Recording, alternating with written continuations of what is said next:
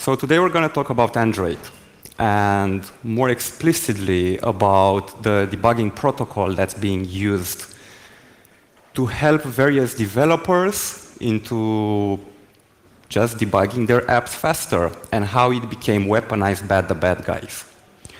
So first thing first, let's find a bit more about you guys. Who uses an Android device? All right, represent. Who's an Android developer around here? Or not only developer, just maybe you just compiled an Android Studio project at some point in your life.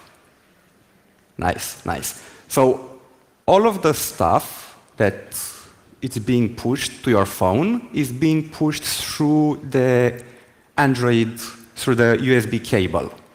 And somehow along those lines, Google added a new feature in which you could expose that said protocol, USB protocol, over the network. But a lot of the details somehow got lost into translation, and this is going to be the focus for today's talk. A bit more about me. I recently joined the cybersecurity field a few years ago. I did my big stunt by hacking, doing some simple MIFARE hack on the public transportation system in Bucharest, on which I did a responsible disclosure and got PR karma. And after I discovered that I couldn't travel freely around Bucharest, I decided to basically hack my car. And this led to some interesting discoveries about the amount of information that your car knows about you. In my case, it knew a lot more about me than I knew myself about my phone. But you can just Google that up. The presentation is somewhere on the internet. Follow me on GitHub for all of the code and all of the stuff that I'm going to show you, and on Twitter for the latest memes that I'm going to post. So why did I start working on this? I mean, I didn't just wake up one day and decided to, hey, I'm going to write an ADB honeypot. It's going to be awesome. The root cause was basically the advent of everything that's smart nowadays, and most explicitly, the reuse of motherboards into modern IoT devices. Now you've got smart TVs, smart fridges, smart toasters, smart cars that actually use PCBs, motherboards that were used for other Android devices, and actually some of them actually run Android. And who knows, maybe in the future we're going to have like even smarter toasters, or I don't know. Who around you watches Battlestar Galactica around here? All right. So for whoever doesn't know, in the future they did the right thing. They basically banned all IoT devices, so you no longer had any kind of network communication between devices, at least in military applications. But more on that later. While browsing the internet, I also found out that I wasn't the only one worried about the dangers of unprotected IoT devices. This is a really cool piece from Kevin Beaumont, in which he explains the advent of some new kind of malware that is being pushed on Android's port 5555. Does it ring any bell to you guys? All right. So Android, as I mentioned earlier, has this really simple protocol, or what used to be a really simple protocol, that worked over either USB or TCP. And from what some really clever guys told me, it was designed just to be as a simple stream multiplexer, and that was that. However, over the years, more and more and more stuff got added. And this somehow complicated things, but I thought, how hard can it be? I will just read the RFCs and it will work. Well, it didn't. It just didn't work. I didn't know why. So maybe the problem was that there was no vulnerability. Maybe everything was fine. So I started digging a bit more. And it was. This is an IP that you could find just by going around Shodan and connect to it, do some random Android shell stuff, and it was already infected by malware. Another malware, and another one that was running on the same device. So these are not three separate devices, they are only one. And somehow the bad guys didn't hit the same problems when they were trying to do the attacking. I was having problems when I was trying to do the whole tricking them into connecting to me part. So I was missing something. But anyway, even if I develop it, I mean, how bad would it be? Because they secured Android, right? They added an authentication method in Android 4.2.2, I think. And at least over USB, you could not connect unless you would approve the pop-up on the screen of your phone. Well, this is Android 5, and I could connect to it, and I didn't get any kind of pop-up. So something was amiss there. And if you're coming from a white hat hacker perspective, you'd want to hang yourself with that. But for a black hat, that's a lot of sausage to eat, you know. It can get you a long time. And while digging around to identify any more potential targets, I found something that actually frightened me. There is a 5-star general somewhere in Taiwan that actually wanted, I guess, a smart TV or something like that, and he just plugged it into the internet, and you could actually connect to it and do a lot of bad stuff over there. Unfortunately, right now it's down. It's no longer publicly accessible, so kudos to that. But this got me an idea. This got me started. What if I actually put all of the work, even though there are no RFCs, no documentation whatsoever, and try to sneak in some of my honeypots and intercept the traffic that would be coming, the attacks that would be launched, sprayed around the internet. So I started digging around. I mean, there's no substitution for hard work. You just have to do it, and you just have to hammer it until you get it right. And my target was simple. I wanted to be able to connect to the device. I wanted to push a binary to it. And I wanted to launch some shell commands against my fake device, against my honeypot. So I started reading.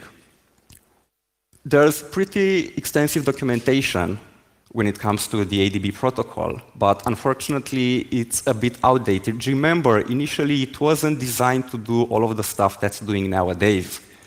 So somehow, a lot of the more advanced features got bolted on, and don't worry, I'm going to open source all of this, so it's OK. Fortunately, the community jumped in, and they started doing their own research. They started doing their own reverse engineering of the protocol, trying to understand how it works, trying to see where other guys have failed. And somehow, the knowledge was there, but it still needed some processing in order to get something out of it. You can find some really smart guys who have already written these awesome wrappers for an ADB packet. Although a bit incomplete, it just makes everything work. So this is the structure. You have a command, 2 arguments, the data, the length of the data that you're going to send, CRC, and some magic. And the commands aren't that complex. It's just a sync, connect, authenticate, open, OK, close, write. Like, pretty simple stuff, right? And whenever you, for example, if you want to do an ADB shell on that device, everything that is happening that you're going to see in a traffic capture is this part. This is happening between the ADB client and the server that's running locally, and this is going to the phone. So you've basically got an open command, and a response to that, and then you've got a write with all of the response and all of the contents of the list command. Unfortunately, this was also obsolete, so it still needed a bit more digging. And what I found out is that the CRC isn't something standard that you would find. It's some kind of stuff they implemented. Nobody explained why you would have this magic put there. If any of you knows, contact me. As I've said, I'm really new in the industry. So right now, the best way that I can explain stuff like that is just aliens. That's it. No more, no less. It's just black magic to me. But that didn't stop me from getting it working. Because what I did, I replaced all of the knowledge with just hard work. I did 3 traffic captures for 3 instances when I would be sending a list command to that device. And the send command in this specific example. And based on the network connectivity that I was experiencing at that time, I would get different responses. So what I did, I just took a pen and a piece of paper, starting writing down the order in which the packets would get sent, and I would try to emulate all of that. So I put them in a nice format with all of the edge cases that were around there. And as you can see, the length of the communication from for sending a file can range from just exchanging 3 packets to some really, really complex stuff that's going on there. Because aliens. I don't know why. It's just corner case after corner case after corner case. Fortunately, I got all of that covered. I had a bit of help from this awesome dude who gave me all of his work into implementing a simple ADB client. So I took all of the header and packet building part, and I used it to recreate a server, basically. And after a lot of work, just endless nights and fights with my girlfriend, I finally made it.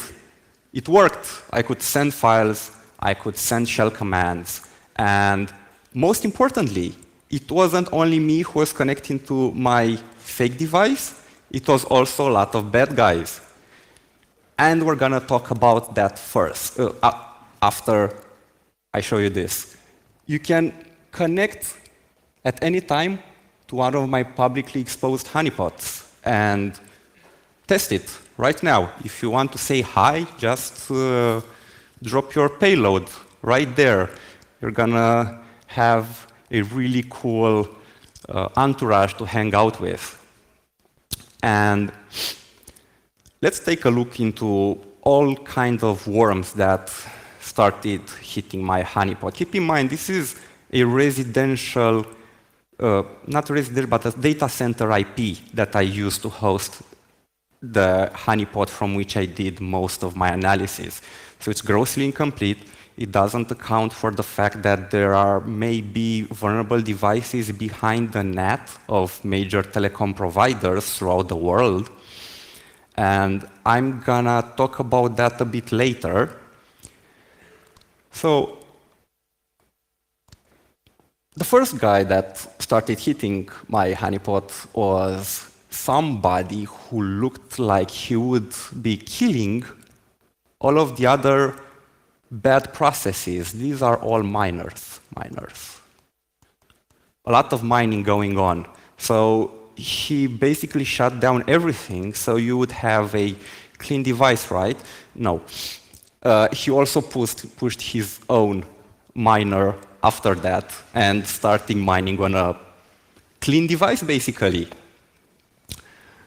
The most proficient actor that I found, and that is still highly active right now on the internet, is Trinity. And I've actually written a blog post about this. You can go look it up. It goes into great details onto how Trinity works.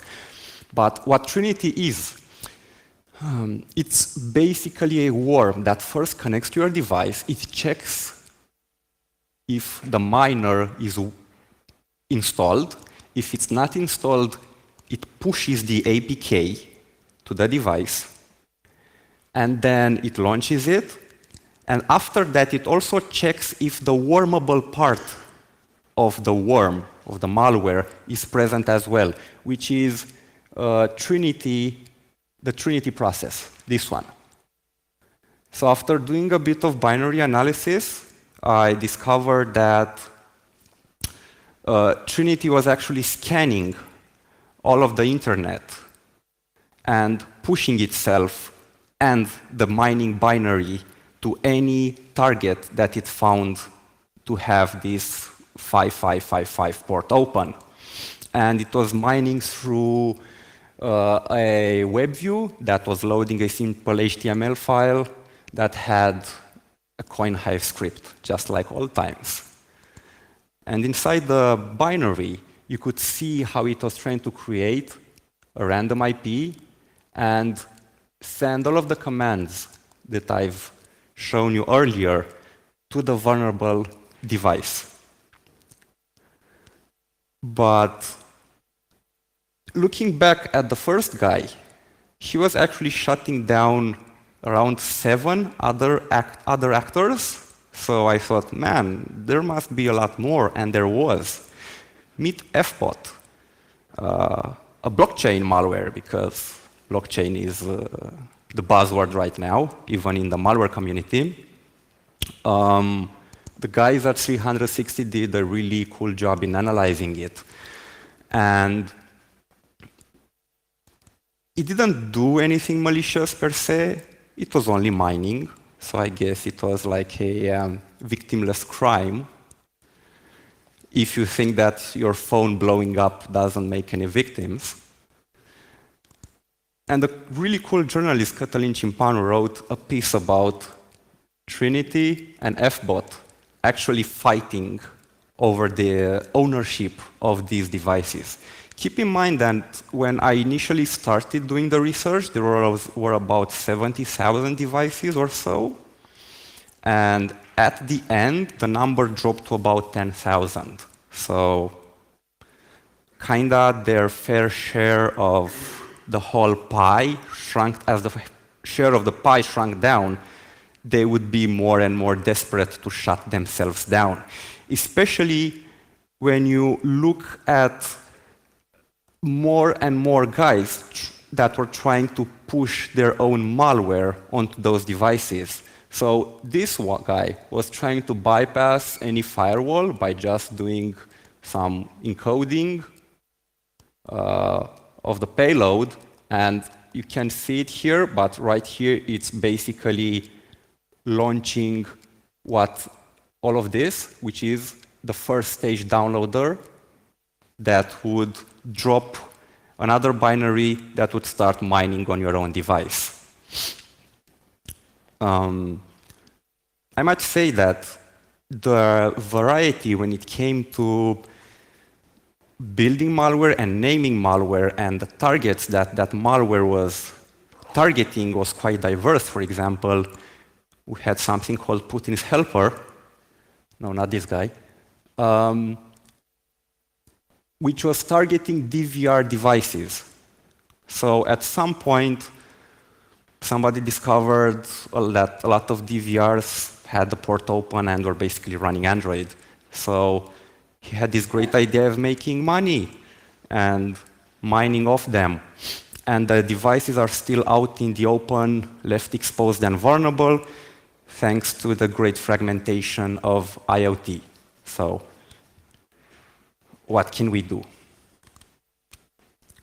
One of the funniest guys that I found was the apologetic miner. He said he's sorry, but he's mining on my device, not because he wants, but because he needed the cash. He's truly sorry, but currently he can't find any job, so he has to resort to his black hat way in order to survive. He even left his email here, so you can drop him an email and he'll send you his CV back. He even promised to whitelist the device if you send the email, and he will stop attacking you because you are worthy in his view.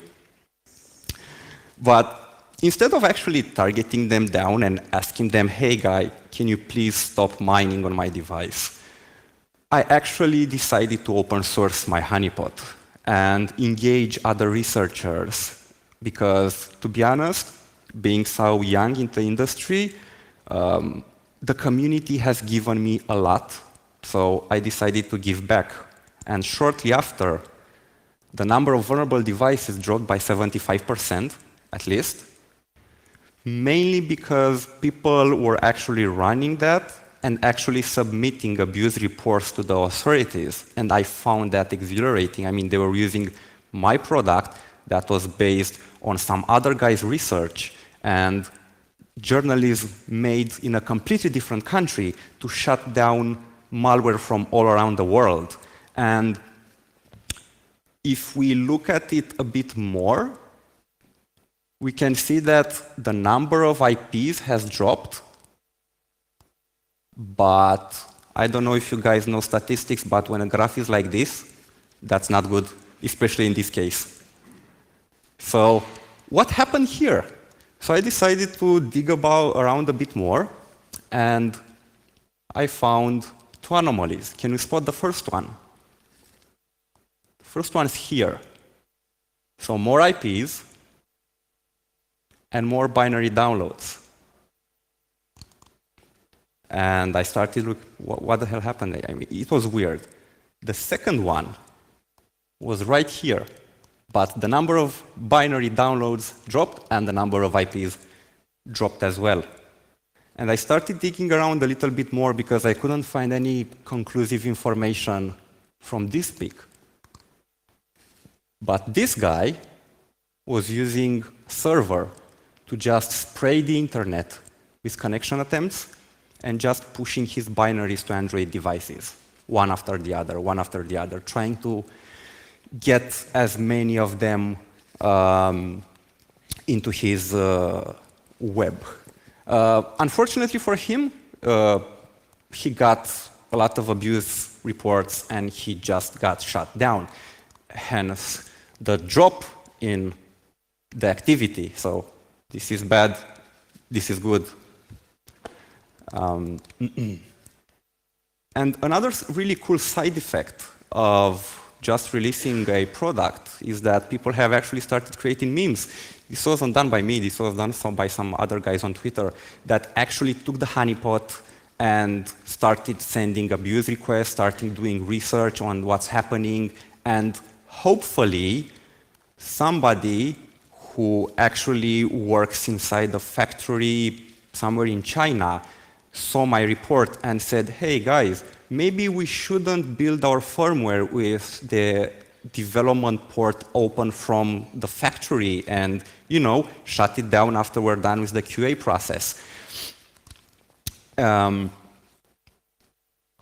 got a big list of bugs for my honeypot, and that's good because I didn't submit them. Somebody else did, which meant that this was getting usage. Some other dude integrated it into Teapot, and now it's being employed as the ADB honeypot solution at some telecom companies, which is really cool. And I don't know, short story short, I haven't been doing this for quite a while. I'm here just to show you that if you set your mind onto something, and if you work towards it and share it with the community, you're gonna make the world a better place. Because in the end, as you can see, the number of attacks dropped. And this basically made the internet a safer place. Because I was actually seeing complaints on forums about people saying that, man, I just bought a $3,000 TV, and it's not working. It's moving really slow ever since yesterday and don't know what I can do with it. You won't find any more complaints like that on the internet anymore because there's awareness about this, there's awareness at the ISP level, and I don't know. Even if it was really hard in just building this, in the end, we saved some guys from the pain of having to factory return the TV so they won't have any malware, but just enjoy it. So thank you. And if you have any questions, we still have some time. If not, I'm going to give you back 15 minutes of your time.